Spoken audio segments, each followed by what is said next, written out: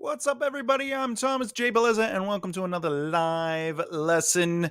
Today, we are going to go over very specifically what's the difference between plots and subplots.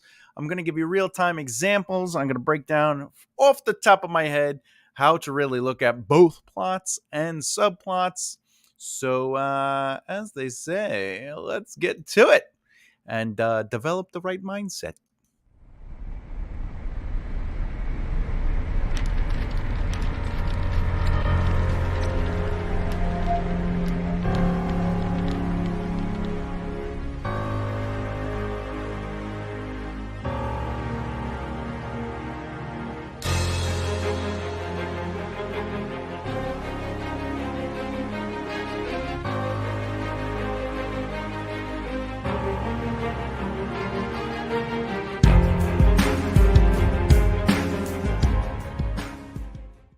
All right. First of all, most people come to me and they'll say nothing because that's what people say. They say, people have told me and asked me, and I'm going to know. So listen, as a writer and with my other writer friends, plot and subplot sometimes get mixed together. And one of the big things I find myself dealing with and also working with others on is the idea of how powerful can a subplot be before it starts disrupting the main plot. And that's why today we're going to kind of look at it. As a little overview, plot is a sequence of connected events that are bound together by cause and effect. Ultimately, this is what needs to happen in your story, your narrative. Subplots,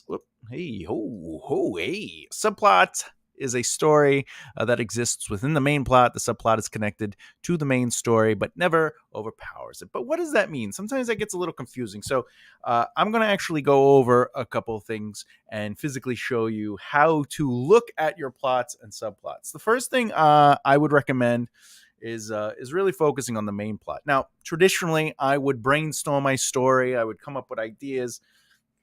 I would really kind of just see what hits the wall as I develop it, what I like about characters, what seems interesting. And from there, I will realize what is the true main plot. But today, since it's off the top of my head, we're going to actually just focus on what a main plot is and then kind of like add subplots to that. So the first main plot that we should, let's come up with a sentence or two to really explain it. Let's see. Man is in a terrible. Oh, I should just say person. A person is, because you could just change it to whoever you want. Bring something. A person is in a terrible relationship where they are being abused. Right? Okay. They end up adopting a dog to find some center to their life, and this gives them strength to break free of the relationship and find their own path. Okay. Okay, there you go. All right. Now, let me go over that. The main plot is we have our protagonist. Okay. We have what is the main situation. What are they dealing with, right? The actual backdrop, which is the terrible relationship. Got to get out of that. What is of the inciting incident? Well, they adopt a dog. That will be the inciting incident. And this gives them strength to break free of the relationship. This is the actual journey or the results of the inciting incident. All right. Now, if I was going to kind of just plot this out real quick as a main plot, I might say, the ordinary world would be. Let me get some bullet points on here. I like bullet points. I like the bullet points.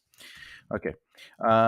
Show the protagonist in the terrible relationship. Now, this is just brainstorming and you're just kind of plotting it out. You're not actually extending the plot. We're not going into what terrible things are happening in the relationship. We just know when working out the main plot and the subplots, we have to kind of just get a base of what it is. And then the story part is what you get to work on later. All right. So We know the first plot beat needs to show the protagonist in their ordinary world. In this case, it would be in a terrible relationship. The inciting incident would be they end up walking through a mall and well, let's just say they end up walking through a farm um, on vacation, and there is a litter of Rottweilers. I love Rottweilers. So cute. Okay. All right. Then what is the total response to that? The dog ends up really connecting with the protagonist. Right. So if we went up here, we could actually just what's the ordinary world, right? So let me do that real quick for you, just so you can kind of see it with the terminology, because I like to keep everything kind of boop. So the ordinary world would be that the inciting incident. Oh, wait, prologue. We don't have a prologue in this story. Okay. Boop. So you can kind of see it real quick. Okay. Okay, so you have the ordinary world, you have the inciting incident, which is they adopt the dog. They go to a farm, they end up adopting it. What is the reaction to that inciting incident? Well, the dog ends up really connecting with the protagonist. Okay, so now we have the basis of it. And now we kind of get to see the disruption of that world. So, what is the long term? The relationship between the dog protagonist and the partner become more unhinged. Ooh, okay. All right. So somebody has to decide to take action, right? Because that's how do we get into the story? And the way we take action is the protagonist decides. Oh, it doesn't decide. Actually, the protagonist leaves the household with the pupper. Okay. All right. And then let's see. What is the consequences to that? Oh, well, this is the interesting part. Before we even get to the second act, right? We have to. There is a fight for ownership of the pupper. Aw. Aw. Now, all this is main plot still, because what is the main plot? We decided that the main plot was indeed going to be that a person or the protagonist is in a abusive relationship. They end up adopting a dog, and then this leads to them they find their own strength and break free. But now we have to challenge the fact that they are breaking free, because that's the story that we're creating, right? And so there is a fight for ownership of the puppy, which brings us into the protagonist's life changes direction. Okay, so now we have to add some pressure to that story. We have to, this is the main plot, remember. So the main plot, pressure to, there is a fight for ownership of the pupper.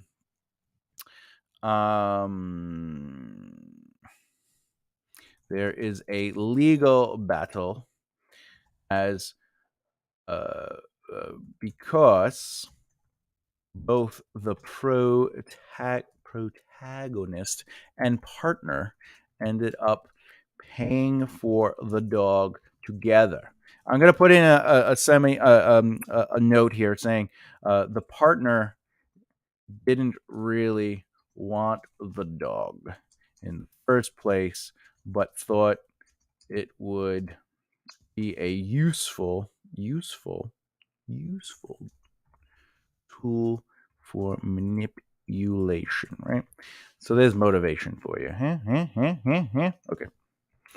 And everyone knows I like to read my notes.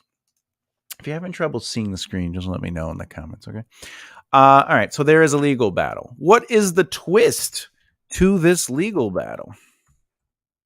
Okay, let's add a twist to the legal battle. All right, what could it be? Now remember, a twist doesn't have to be like a dun dun dun, right? Like, oh, the partner was the sister or the brother, like you don't have to do that. It's just, and a pinch happens. It could be either or. Usually it changes the direction of what we, more specifically, what the protagonist is expecting.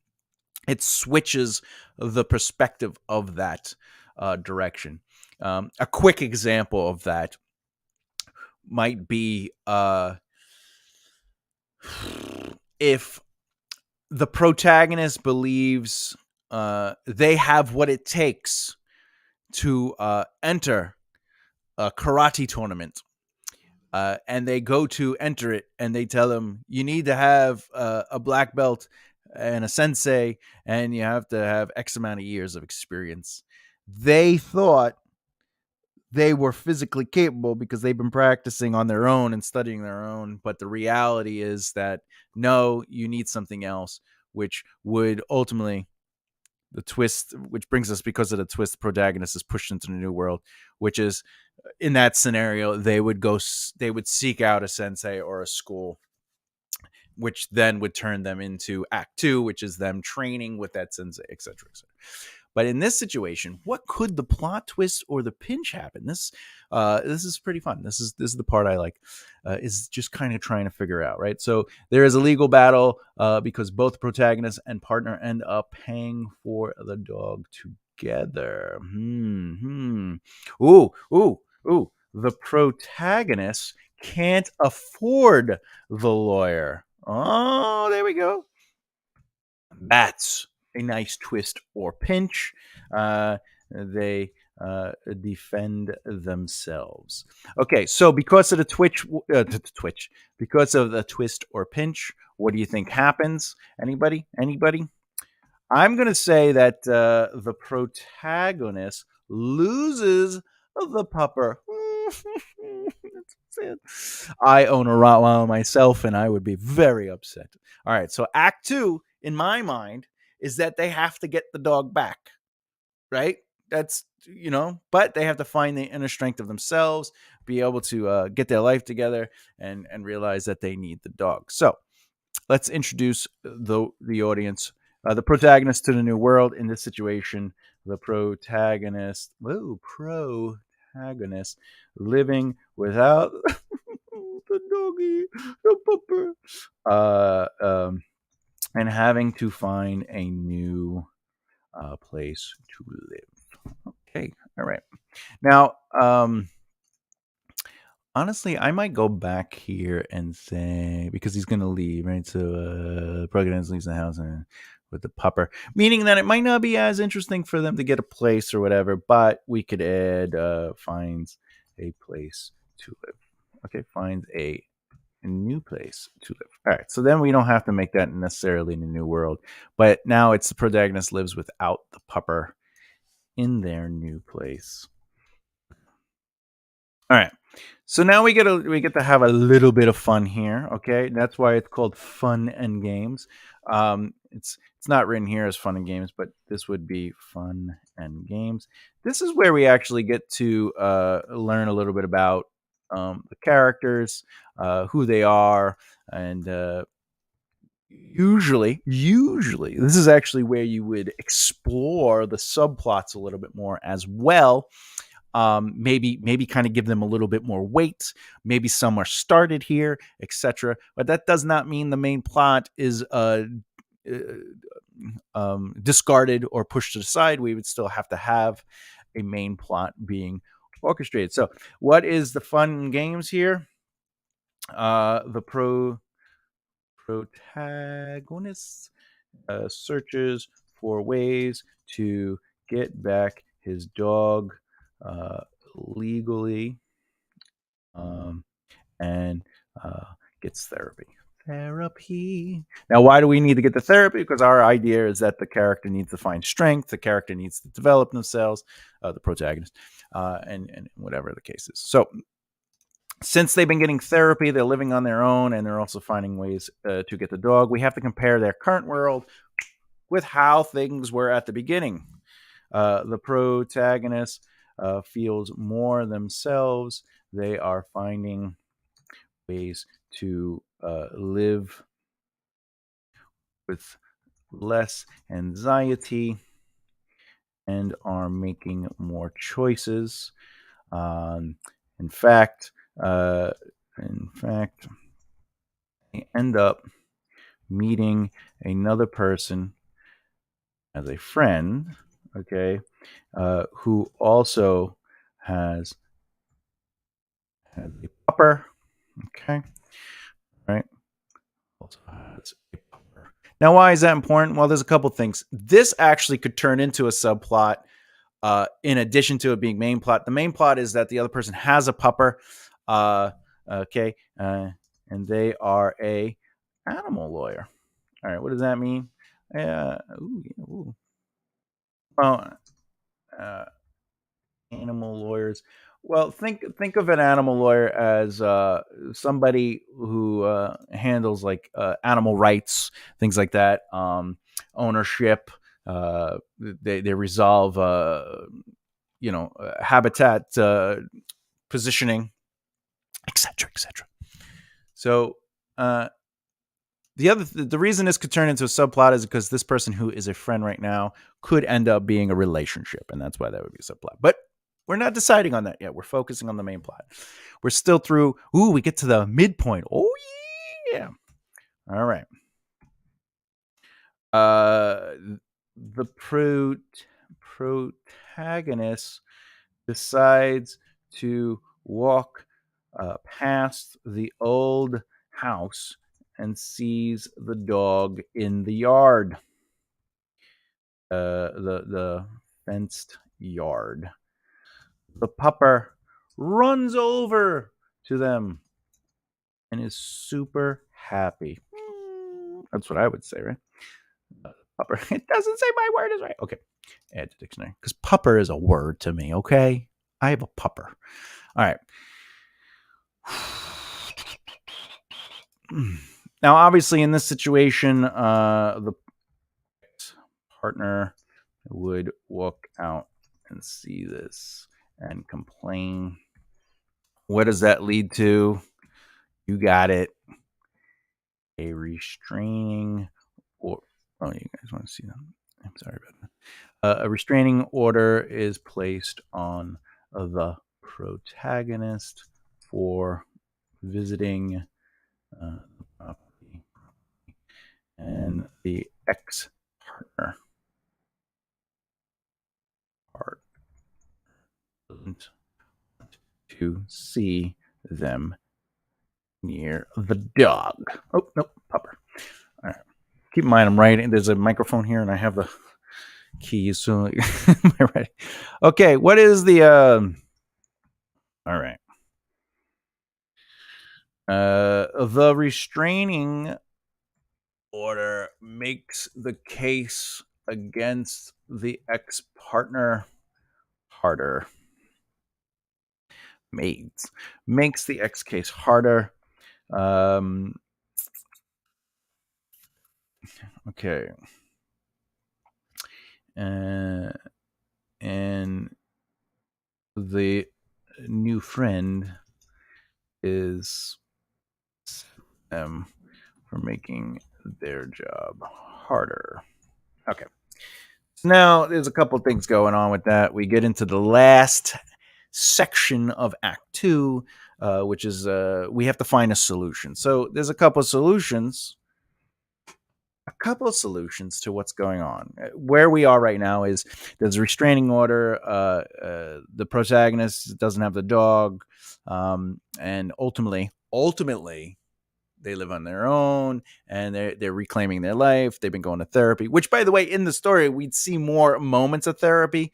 These plot beats are really what starts it. So, for example, the protagonist searches for ways to get back to the dog legally and gets therapy. We know that would start during this plot beat, and the way you would lay it out in scenes is like, scene 1 would be them searching for the dog. Scene 2 might be them trying to find therapy. Scene 3, whatever. Okay. So in this plot point, okay, we would actually see them going to therapy. We'd see them discovering new ways to potentially get their dog back. Like, so the plot point itself is just a general statement of what we'd like to see happen, the overall element of that plot, and then the way we would write it out gets a little bit more complicated. We're not up to scene work, or we're not up to extending uh, the plot in itself. We're just kind of thinking of what is the momentum, the beats of those plots. So the restraining order makes the case difficult. All right, we have to find a solution. The protagonist reflects on the long-term impacts of the midpoint. Okay. Oh, I want to go back. So let's go here. The pupper is super happy. Okay. Decides to walk past. The pupper is super happy. They decide to film their pupper being super happy because they miss them really. And why is that important? I'll show you. And this is the great part about really working out just the overall general plot beat and subplots, is that as you're developing it, you could go back to earlier plot points, and add things that will make sense. So even though they were filming because they missed the dog and they just wanted something to remember the dog by, we're actually going to use that as a long-term impact while the protagonist watches the video of their pupper. They notice something wrong with the doggy. Potentially animal abuse. Uh-oh. I don't go for that. All right. But this is a story. This is a story. I don't know about you, but every time I watch a movie or show where like the horse gets hurt or like the animals get killed, like I'm just like, ooh. I mean, I eat meat. I'll eat a hamburger. I have eaten beer in my youth. My family. I was my best friend's family owned farms, but that doesn't mean I don't have a heart, and it saddens me when I see animals hurt. But I'm just saying, it's a sad. John Wick went crazy because of it. Anyway, okay. So the protagonist decides to take action. And you see how we developed the motivation for action is its potential animal abuse, right? Okay.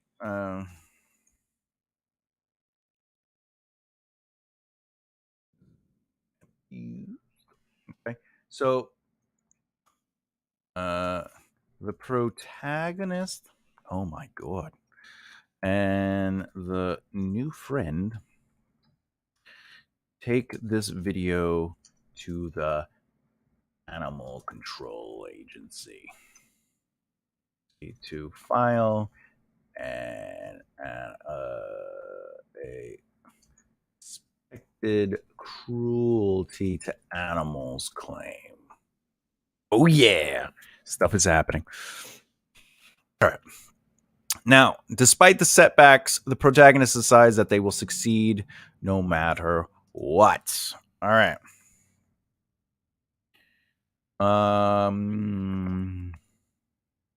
Okay, so we're gonna make it a little bit more complicated.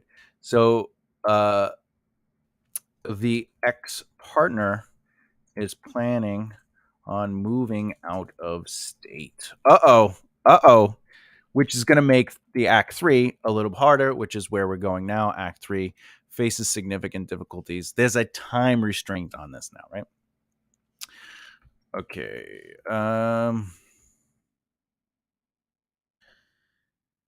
Partner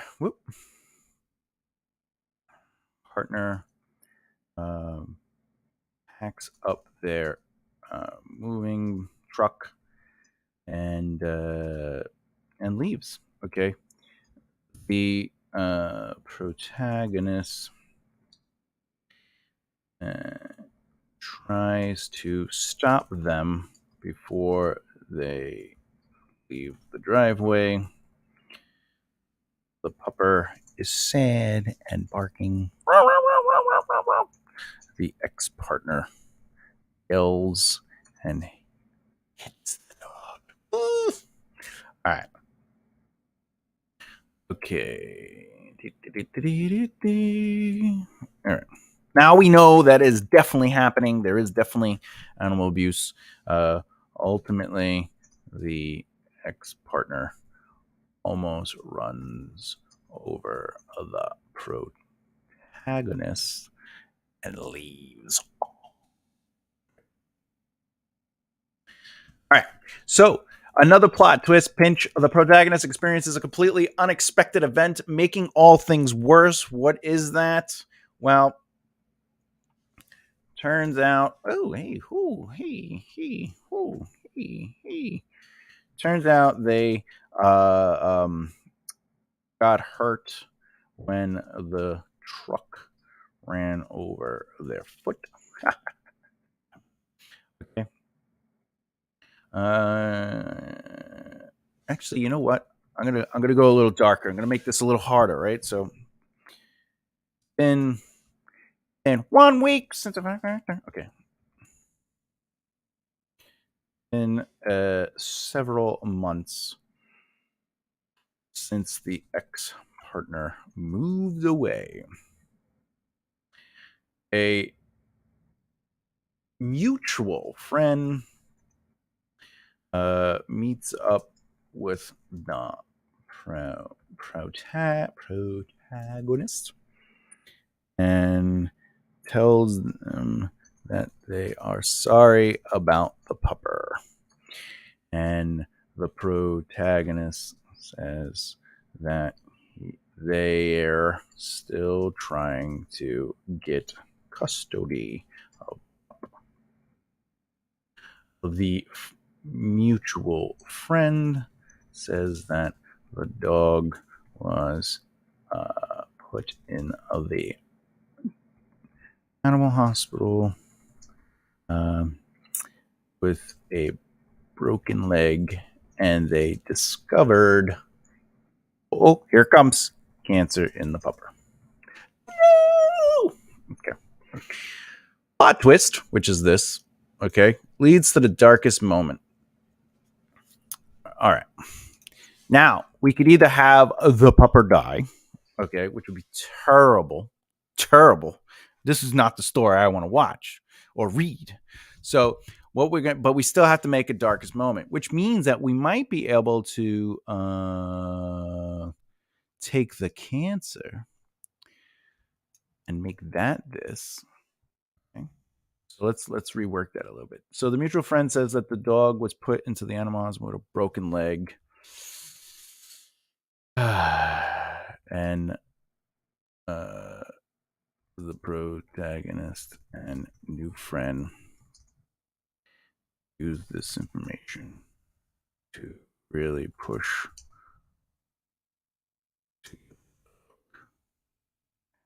All right. In their attempt, finally leads to court, and the ex-partner says that they don't. Says that the broken leg was due to bone cancer in the pupper. So finally leads to court, and while in court, oh, okay. Now we're getting a little. The main plot is getting pretty heavy now. All right, so I would say that this does lead to rock bottom, right? The pro. So despite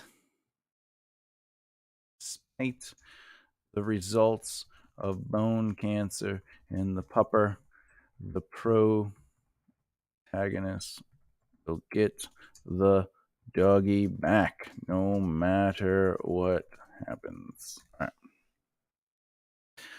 Okay, so what do we do to take action? What do we do to take action? I would say that, remember, we're making this up all the time. Okay, so despite the results of bone cancer in the pupper, the protagonist will get the dog back no matter what happens. They are determined to make sure the dog has a beautiful end to their life and the best treatments. All right. Okay. All right. Okay. So after they decide they can't do it, the protagonist is like, "There's no way I can't let this dog be with this person." Um, the protagonist gets some friends involved to try and help convince the ex partner that they should give the dog up. All right.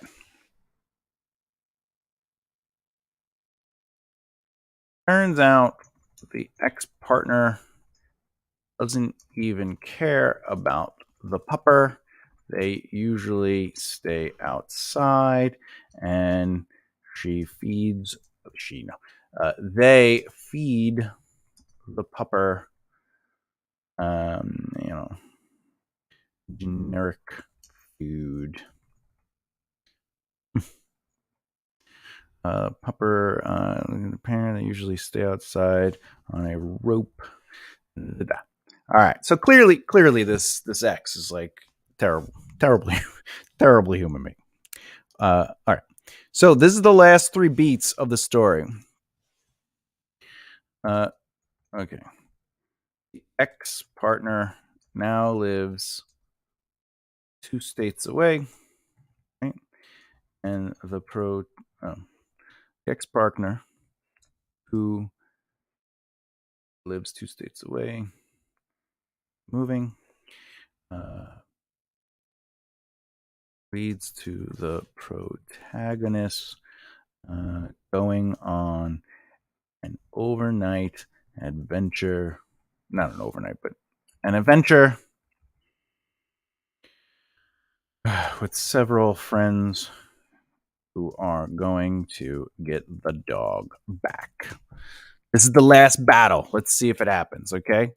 The protagonist is either going to fail or succeed. We're going to make them succeed. All right. The protagonist and friends end up getting the dog back after a daring night of jumping fences, cutting rope, and avoiding the police. Boo boo of the police. All right. And avoiding the police. I don't know what that means. And avoiding the police as the ex partner called the cops, but couldn't tell who the group of people were since they were awoken from the noise. Immediate response. What is the situation? The protagonist ends up home with the doggy. Changes its diet. The dog is 1,000 times happier. All right. Happier. I'm gonna changes its diet to raw food. Yum yum yum yum yum yum. Okay. Mortgages. I should say finances. Mortgage. To get the dog the best medical treatment. All right, there you go. That's the end of the story, right? They live happily ever. However, there's some things we could do with this. We could rearrange some of the main plot here. We could actually, you know, the final battle can actually be the dog being taken. So, if we wanted to,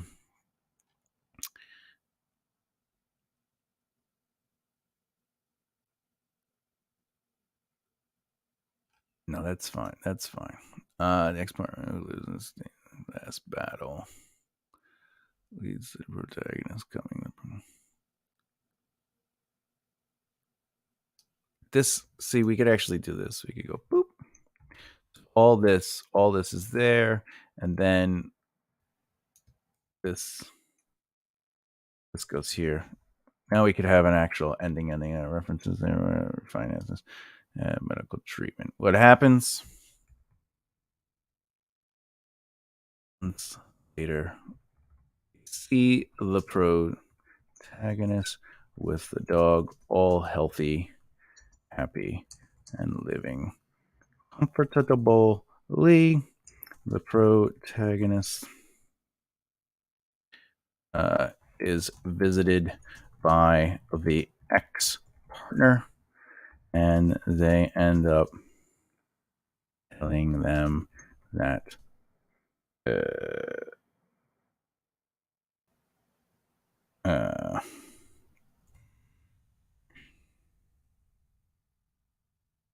two, and the dog growls at his partner and scares them off. All right. Anyway, so now we know what the main plot is. Okay, and today's lesson is what is the difference between a main plot and, of course, a subplot. To reevaluate before we move on. Okay. The plot is the sequence of connected events that are bound together by cause and effect. Subplot is a side story that exists within the main plot. The subplot is connected in the main plot, but should never overpower it. So now we have to add subplots. What I like to do is I like to see where the story is going and allow subplots to kind of build into there. So we've already established some potential subplots, right? So if we go back here, show the protagonist in a terrible relationship. The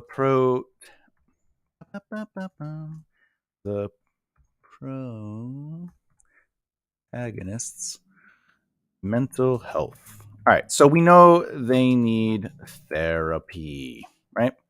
We already established that eventually they're going to get the therapy, so we concede the mental health element of it.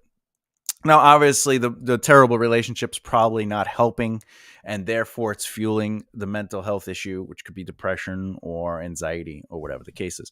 But we know that is a subplot, so we can actually start showing that, seeding it, before we even get to the resolve or the action taken to get therapy.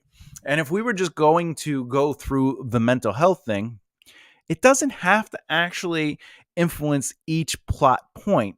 However, it can, right? So mental health is shows during this time. All right. So I could take that to another level. The inciting incident, right? The we don't have to really have it here. Reacts to the incident. The dog ends up really connecting with the protagonist. What we could show is the right? The emotional state of the protagonist is lifted slightly during this time. This is the they need therapy. Okay, so again, I was writing this story and breaking down, scenes or chapters. In this chapter, if I was going to do a chapter per plot point, in this chapter, I would definitely show elements of their mental health, their anxiety, their lethargicness, whatever the case is, whatever my research shows me about their mental health, and not necessarily call it out per se, but just show the behavior of it and maybe how this is influencing that. All right. Then in the inciting incident, it would actually be more important for me to focus on they end up walking through a farm on vacation and there's a litter of Rottweilers. We don't really need to explore the mental health issue. However, after that, I want to show that if the dog is connecting with the protagonist, I would want to show that it is influencing the second state, and also why the main protagonist, or I should, yeah, the main protagonist would want to get the dog back when they lose the dog. All right, it becomes unhinged. I might not have it there. They find a new place. This I might. They are trying. No, it does that. Okay. They. Oh yeah. The protagonist tries to cope with the loss of the pupper. Now, obviously, wait, they didn't lose the dog here yet.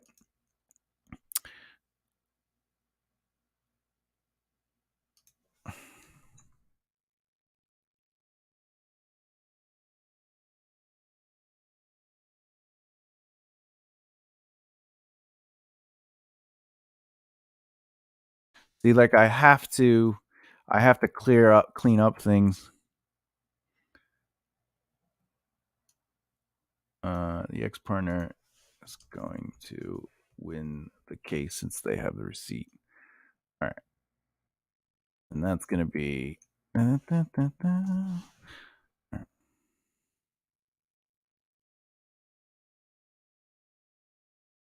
right. So that I know happens. And since originally protagonist leaves, finds a new place, the protagonist doesn't have to cope because they still have the dog. There is a fight for ownership. Okay, the protagonist can't afford the lawyer. They defend themselves. What is the plot twist? Okay, now we get to be in the new world. The protagonist lives without the pupper. This is where we really see the downfall of the protagonist. Mental health taking over as they cope with the loss.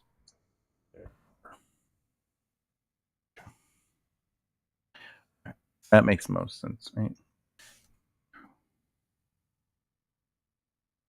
You gotta cope with the loss of a dog. All right.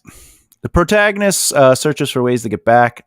Oh, see, so that kind of makes sense with that, right? So searches ways to get back. I should say their dog, legally, right? And what I would do, like this, the protagonist ends up going ends up finding a therapist. Right, so this is important so far because these are definitely two different stories. Now they're helping one another in a sense, but the main plot is all about the dog, the bad relationship, finding the dog, the relationship causing the loss of the dog, them trying to get the dog back, them finally getting the dog back. Therapy is and the mental health issue is a secondary plot. It is it is a subplot to the main story because it's not necessarily motivating the main plot, but it is adding to it. We're getting to see the character finding a way to cope with the loss of the dog, cope with their relationship, try to find their strengths, try to work through themselves, like they're working on themselves. That's clearly going to help elevate the main plot, but honestly, if we took out the therapy element, if we took out the mental health element, the main plot still exists. The main plot has nothing to do with the mental health or therapy. However, we do establish in the beginning that we want to show the mental health shows during this time, and we could relate it to the terrible relationship. But that's a cause and effect element. Again, the terrible relationship might not influence a mental health issue, and that's why we can classify this as a subplot. All right. Okay. So the protagonist finds therapy, feels more themselves. See, now that the therapy happened, though, we get to kind of influence this, right? Cause and effect. And okay. Do.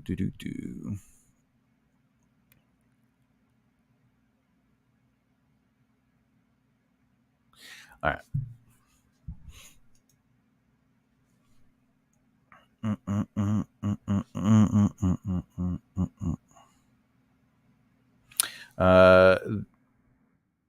What we could do is this reconnected moment followed by the ex partner, making it uncomfortable, leads to a relapse.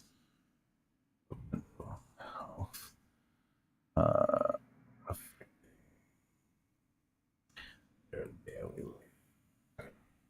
mental health, and that would make sense, right? Because they're finding themselves, are doing well, and then needs therapy. I just put that there because that's the subplot. When I write, I'll mark down if it's main plot or subplot, especially once I start um, extending the outline and really going into scene work. I'll put a little note saying, this is influencing, but it'll be more like instead of needs therapy, it might say something like moment will lead to them getting therapy, and then I'll make it red like this. And what I'll do is while I'm, because like after I work on say point 13, I'll go to point 14, and then when I finish point 14, I'll go back and read 13 and 14 before I go to 15. So when I see these little notes, it's a nice reminder to understand where I'm trying to go with things, even though I might see this particular, I might see this particular line and I'll go, but I might not know that I want that to actively lead to them. You know what I'm saying? So the notes are little reminders. And just recently I'm working on a fantasy book and epic fantasy. And I found a note that I totally forgot about because it was in plot point 3 or something like that. And I'm working on cleaning up, extending plot point 11 right now. And I was like, oh, this note really would help me add some value to these other things.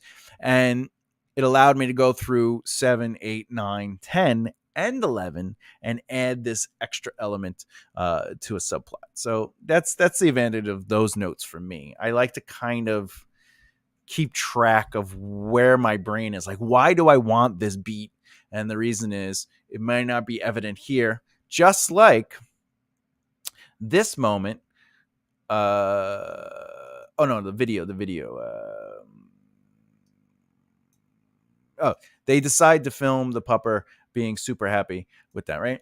Now, that's only there because later on I had already written, they discover the dog's being abused. Well, how could they do that? Well, how about we have a moment that has nothing to do with them looking for the dog being abused? They just miss and love the dog, which is a character choice. It's in line.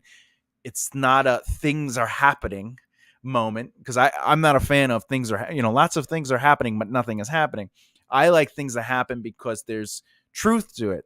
The story unfolds. So even a restraining order is placed on the protagonist. If I wrote that, why would that happen? How would that happen? Well, clearly they're dealing with mental health and they missed the damn dog. So they would go to see the dog. And by seeing the dog, it would lead to, but I naturally got there just by brainstorming. Anyway, they reconnected in therapy. Now I could actually go back to therapy. The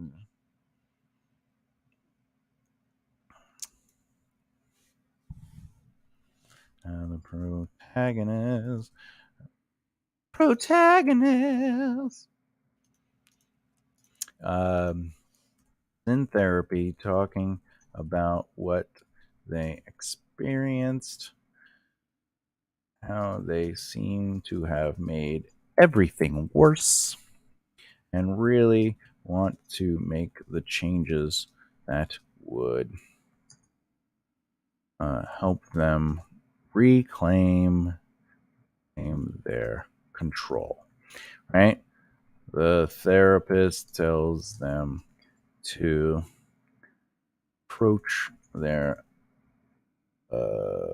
anxieties head on, their pains, and write out what it is that upsets them about those moments. Okay, so head on. Now, watch this. The protagonist works on their list as they deal with their anxiety and mental pain. In response to this exercise of the mind, they take a mental break and look at their phone to see photos of their pupper when it was younger. And this leads to the video and plot point. And the main plot point beat. Boom. And there you go. So now we're getting there. And by the way, I could end the therapy subplot anytime I want at this point. But it wouldn't make sense, right? And the other thing is, though, before you get to the very end, you kind of want to like end the subplot. Usually, you would end it at plot point 24, and that's because everything converges, like everything makes sense, right? If I was going to keep going a little bit more, let's say,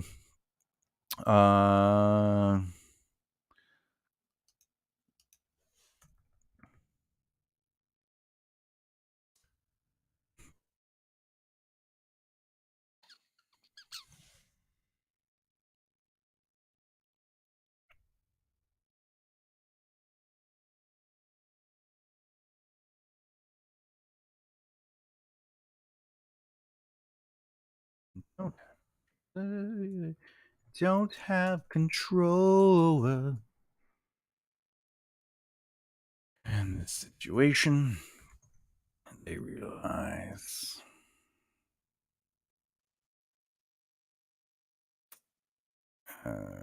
they have control. Action to stop the ex-partner from moving out of.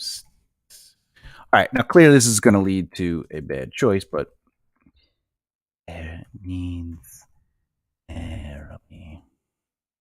Needs therapy. Wait. All right.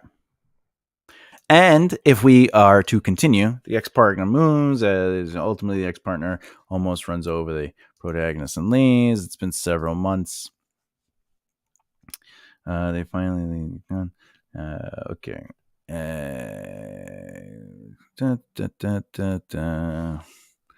Now, this would probably the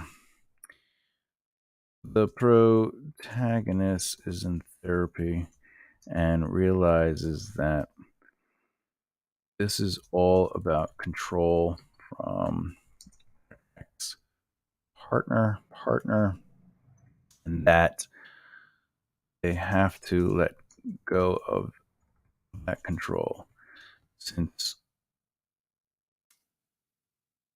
they don't care about the pupper.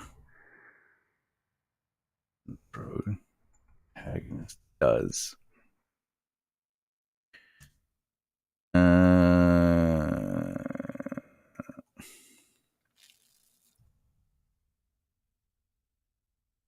Tells them to remember that sometimes we have to let go of what we have no control over. Okay. And now, why is that important? Because the therapist is saying, hey, listen, you have no control over this. You got to let go of it. the dog has cancer. There's nothing we can do about it. Blah, blah, blah. But what do they do have control over? Despite the results of bone cancer in the pupper, the protagonist will get the dog back no matter what happens. They are determined to make sure that the dog has a beautiful. So now their motivation isn't necessarily to get the dog back, for whatever, for themselves. The motivation is the dog deserves to have a beautiful life, to live out, and that's their goal. Is like, we don't want the dog to end in that moment. We're actually gonna have all right, we can have this be the final beat of that. So I might write final beat of needs therapy. That's just for me to, like, just so I know when I'm going through my notes, I'll be able to say, oh, that subplot was taken care of. And then I could go back and be like, did did the subplot have a clear beginning, middle, and end? Did it really have a resolve, etc., etc.?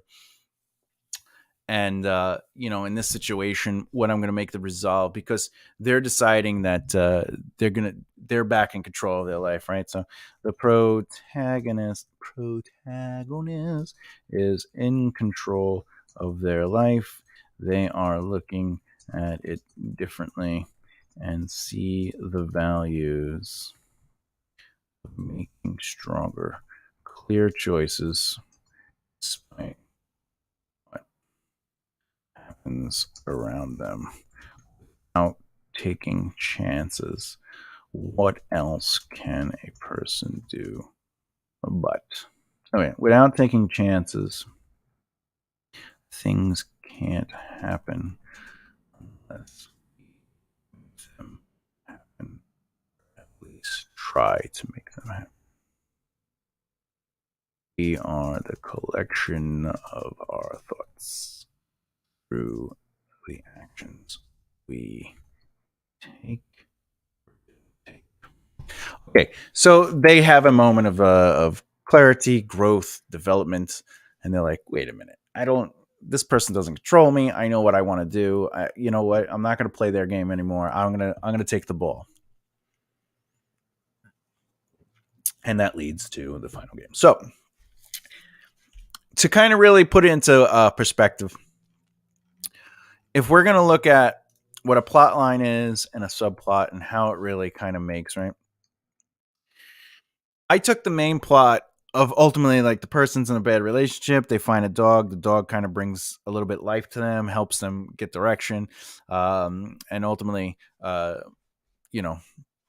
they find their own path and stuff like that, right? And I altered that slightly. I put into the thing where the dog is taken away from them. They have to fight for the dog. And then it turns out the dog is sick, etc., etc.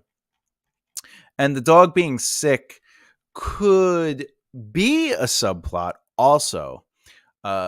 Because we could, again, how do we know it's a subplot or a main plot? If we take out the fact that the dog is sick, does the main plot still happen? Yeah.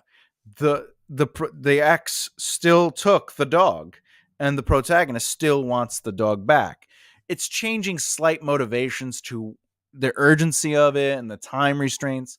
But that's what a subplot can do. This subplot can create these external conflicts or internal conflicts. It can add color to the universe. It could add color to the situation or subject. In fact, if we go back to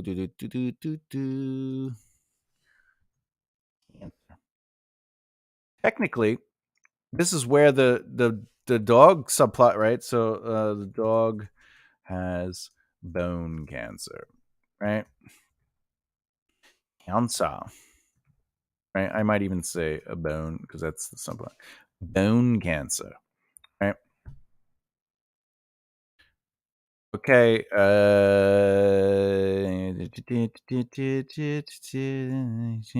Determined to make sure the protagonist gets involved. The next partner should give up the dog. I'm just trying to find the beach here. Let's see. Okay. Okay. The protagonist finds out about how the dog is being treated through a mutual friend. And they go to a vet and find out that the food and other elements of abuse are not helping the dog's situation with bone cancer, especially with the food. Ergo, if the protagonist changes the food or the diet and gets a specific medical treatment for the dog by X date, there is a chance the dog will survive. Okay. So now, by the way, at the end of the story, I made it that the dog survived. So that to me would be an example of things just happening. Well, we want the dog to survive, so the dog survives. But now we're actually creating the seed that it is possible the dog can survive if, and there's a time constraint now, but if we can get the dog to take this specific treatment and change the dog's diet, there's a chance we can actually save the dog.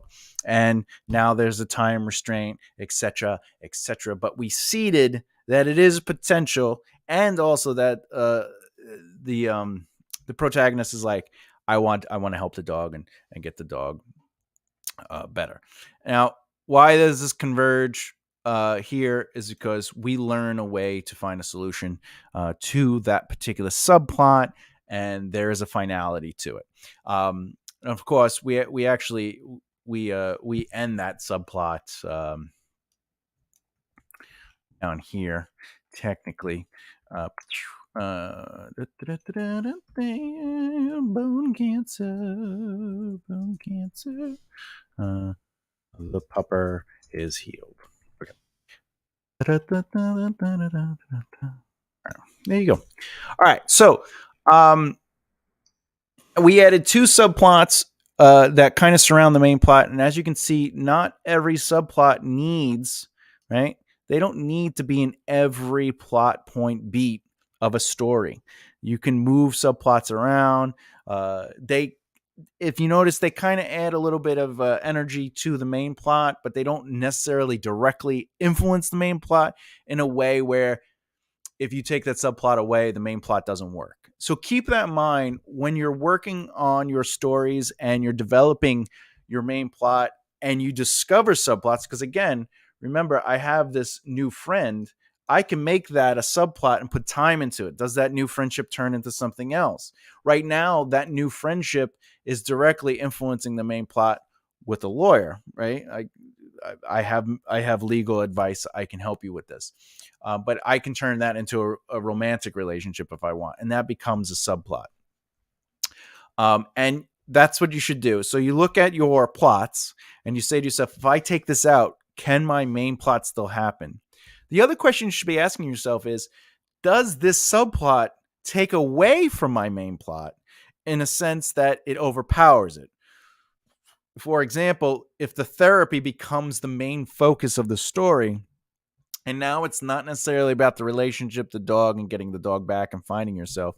And it's more about finding a therapist, discovering what's been affecting you and really, growing. And I keep going back to therapy, and the story revolves around the therapy sessions.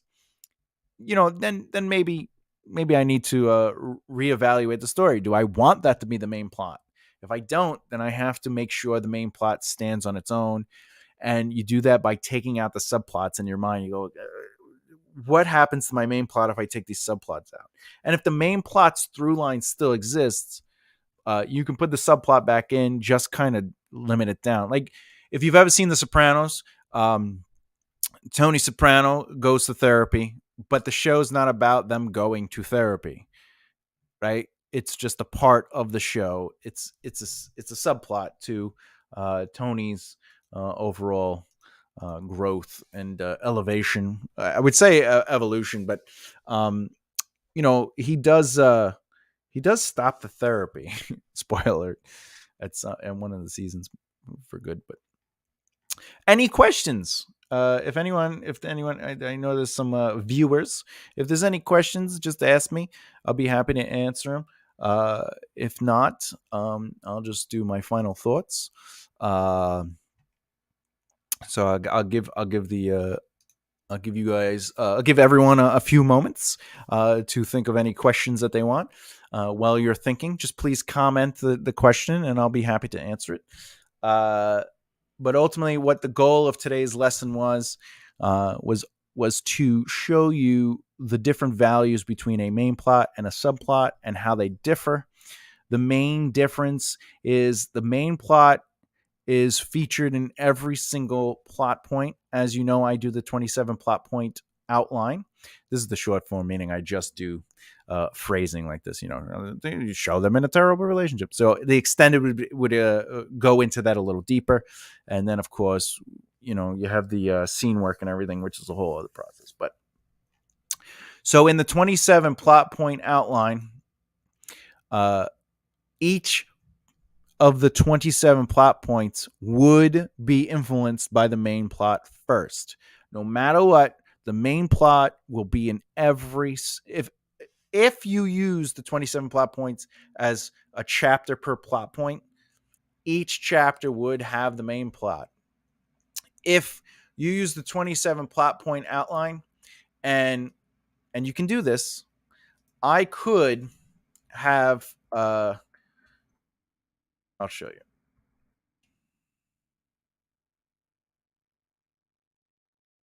I could do this if I wanted to for this plot point. And in my mind, the way I would do it is this is the introduction, the conflict, the resolution, or consequence. And the way I would do that, if I was going to take this as an example, you know, the plot points I might have here is, oh, what am I doing?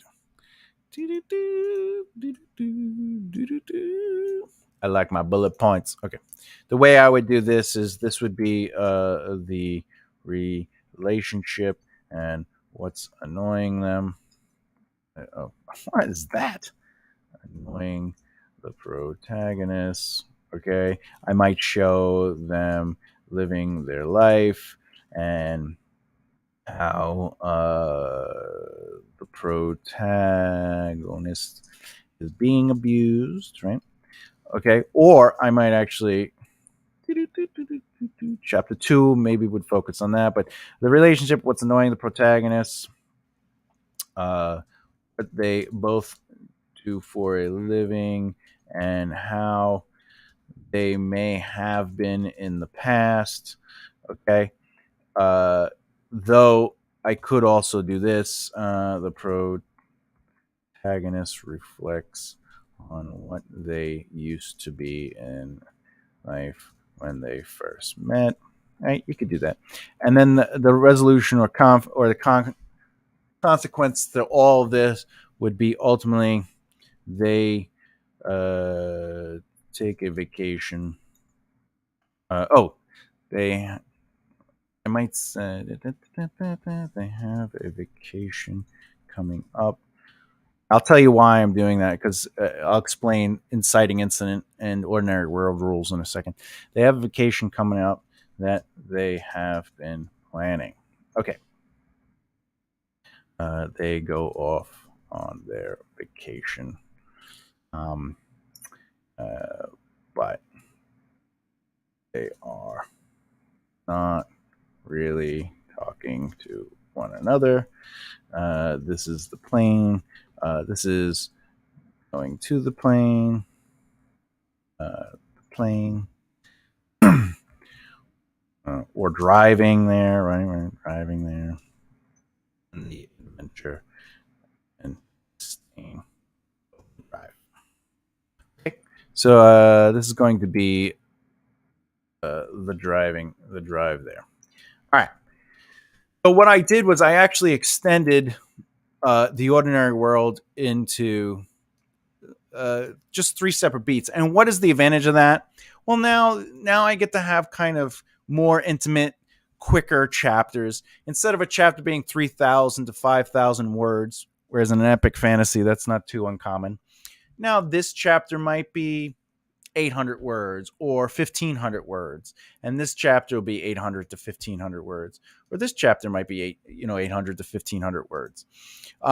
They might each be 1,000 words. They just might be these quick moments. These here they are, what they do. All right, here's what their life is really causing, etc. Now, this particular main plot point would only have to really be reflected in one of these chapters, because this whole thing is now it's the first plot point of the outline. These 3 chapters make up the first plot of that outline. So you can have this main plot showcased in one chapter or all 3 chapters, but you don't have to have them in each chapter. In fact, each chapter could be something that's more dedicated to. So, this chapter could be dedicated to showing their relationship being terrible. This chapter could be them showing them dealing with mental health. And then this chapter could be them heading off to the vacation. Now, back to the vacation thing. Why did I put this here instead of having it here? I made it that they had always been going on vacation and that the vacation is happening no matter what. And the reason is, rule number 1 about the ordinary world is nothing can happen that will change the status quo. You can create any moment you want as long as it's a reflection of what has always been happening. For Luke Skywalker in Star Wars, he wants to go away. He has aspirations to be a fighter pilot. He has dreams of exploring the stars. But Uncle Owen tells him, no, stay on for one more season, and then we could talk about it. And Luke is like, all right, so what does he do? He continues his life as a farm boy. The Jawas come. They buy the robots. Still doesn't create the inciting incident because it's still part of the status quo. They establish it. We need robots. We need robots to help with farming. The robots show up. They buy a robot. What's the inciting incident? The change of the status quo. Princess Leia appears in the R2-D2's hologram, and Obi-Wan, I wonder if that's about Ben, and that's now changing the status quo. It's creating that there's something else out there. Somebody is in need of help. Ben needs a message, etc., etc. So the reason I made the vacation a part of what has already been established in the ordinary world is because it doesn't change the status quo. In fact, I can get them driving. They could drive to the vacation and they could still be miserable. They could still not want to talk to each other. In fact, they could be talking during this part, have a fight during this part, and not talk during this part. And it's still not an inciting incident because the status quo is that they are in a terrible relationship. They have trouble communicating. So they had already had the vacation planned and they were going to get away, and maybe that could help this terrible relationship. Well, it doesn't. But what does happen is on the vacation, they discover a litter of Rottweilers, and they decide to buy the Rottweiler. And by the way, I have to add that seed, the soon-to-be ex-partner purchases the pupper with their credit card. All right, so that becomes the seed that we need. We need to have that. So when I'm writing the story, expanding on the scenes, at least I know that this needs to be there. Otherwise, whatever. All right. With that said, I guess I'll do my final thoughts. Final thoughts. Boop. All right. First and foremost, thanks very much for checking out the live video. When it comes to your plots, I personally like to brainstorm and get everything out of my head, write down scenes, moments. I might not go into extended scenes, but I'll be like, it'd be a great scene. What would be an interesting conflict? What do I want to? How do I want to challenge my characters? And I'd write all that down. I'd get it on the page, and then I would start organizing it sort of like in sequence that would make sense. Obviously, if I was writing Star Wars and I was like Obi-Wan dies trying fighting Vader, and they save the princess, that can't, in my mind, it wouldn't go in the beginning. However, it could go in the beginning if they are in the momentum of saving like, all right, we're almost there, we got to save the princess, and but the death of Obi-Wan might become the inciting incident and turn into a new story. So that's always interesting.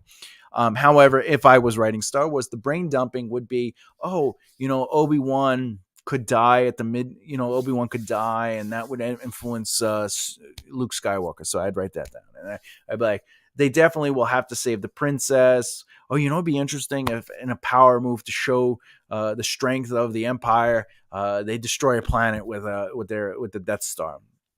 All right, that'd be interesting. So I would kind of like work out those beats and those ideas, and then I would put them in the order, and I'd move things around, and I'd say, but they would just be lines or a paragraph or a thought, and I would see how they work. And then I would try to isolate what the main plot is through that theme. What is that? Now, I might have a main plot like I did with this. Again, if I was to look at it real quick, I did come up with a main plot before I even worked on it, which is something else I do also. I came up with this main plot. However, this main plot slightly changed and adjusted as I worked out the beats. And that's something you should be comfortable doing as a writer. You should allow yourself that malleability, that the skill to say, just because this is what I thought of doesn't mean I shouldn't allow the story to kind of work on itself. We call this discovery.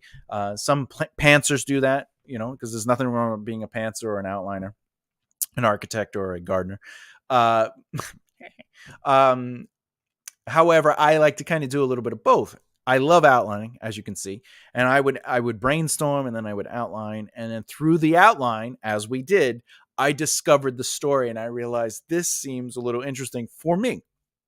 Now, obviously, if you went through this process, you might come up with a different story, and that's the beauty of being a writer. So ultimately, after you kind of just let your brain go out, or if, as we did, you write out a potential main plot objective,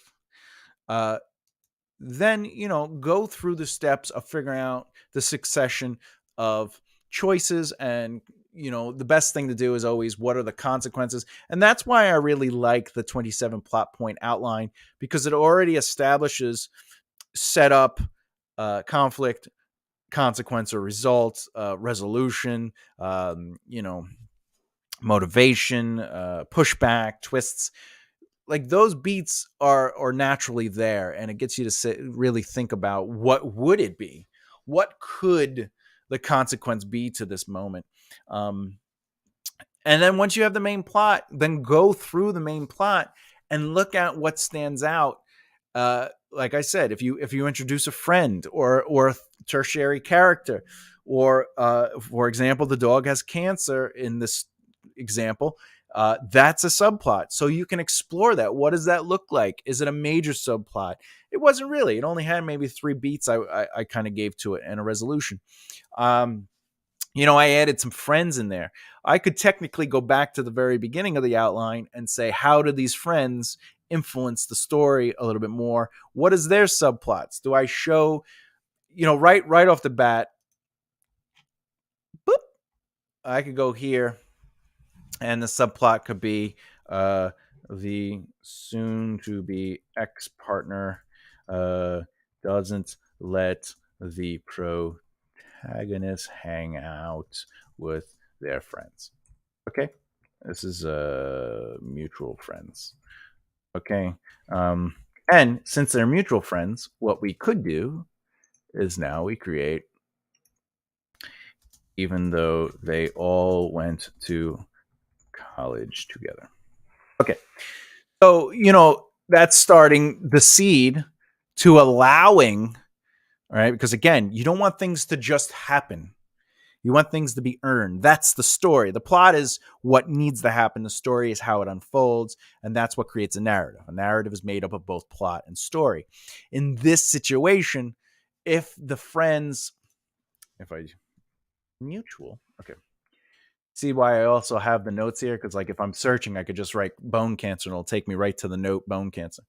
Uh, so the mutual friends don't show up until 24, right? Is that true? Oh, no, no, no. So the first time the mutual friends show up is plot 20, right? That becomes convenient. But it's okay that if you're working on your main plot, it comes up. Oh, you know what? How about they do something with the mutual friends?